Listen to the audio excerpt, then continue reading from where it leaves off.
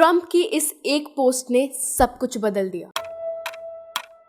Trump ने recently India को dead economy बोला और साथ ही इंडियन इंपोर्ट्स पे टैक्स भी बढ़ा दिया। मतलब ये चल क्या रहा है, क्योंकि न्यूज़ खोलते ही आपको कुछ ऐसे हेडलाइंस दिखेंगी।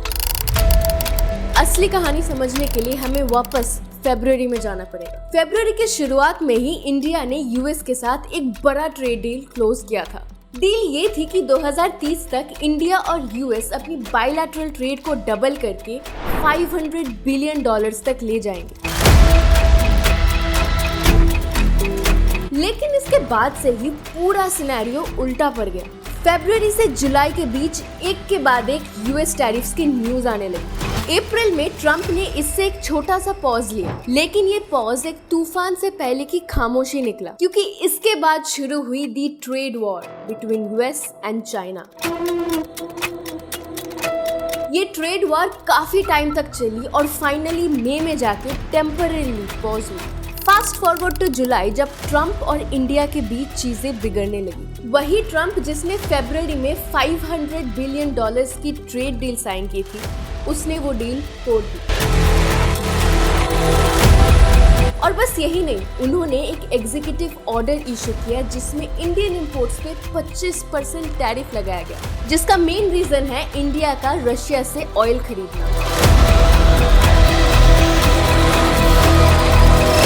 और तभी उन्होंने पाकिस्तान के साथ भी ट्रेड डील अनाउंस कर दी। इससे इंडियन इंपोर्ट्स पे लगने वाला टोटल टैरिफ सीधा 50% हो गया, जो यूएस के सबसे हाईएस्ट टैरिफ रेट्स में से एक है। एक के बाद एक इतने सारे अनाउंसमेंट्स का इफेक्ट प्रोबो पे सिर्फ एक नहीं बल्कि कई सारे सवालों पे दिखा। मैं दिखाती हूँ आपको।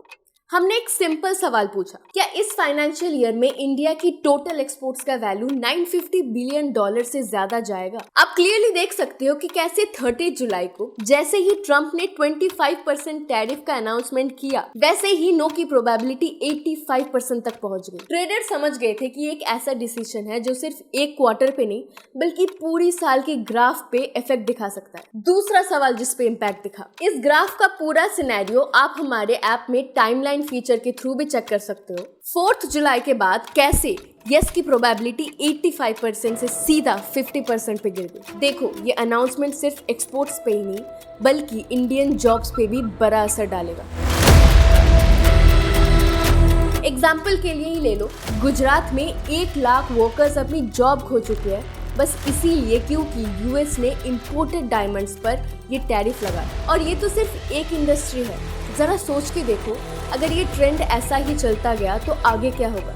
क्या हमारे देश के अनएम्प्लॉयमेंट रेट पे भी इसका असर दिखने को मिलेगा? इकोनॉमी में ना हर डिसीजन एक चेन रिएक्शन होता है और आगे क्या होने वाला है ये वक्त के साथ ही समझ आएगा। और प्रोबो का ग्राफ ट्रेंड्स आपको इसका लाइव पल्स दिखाता रहेगा। इसलिए फॉलो करिए, ट्रेड करिए और हर अपडेट के साथ अपना नेक्स्ट मूव सोचिए, क्योंकि यहाँ नॉलेज ही बोलता है।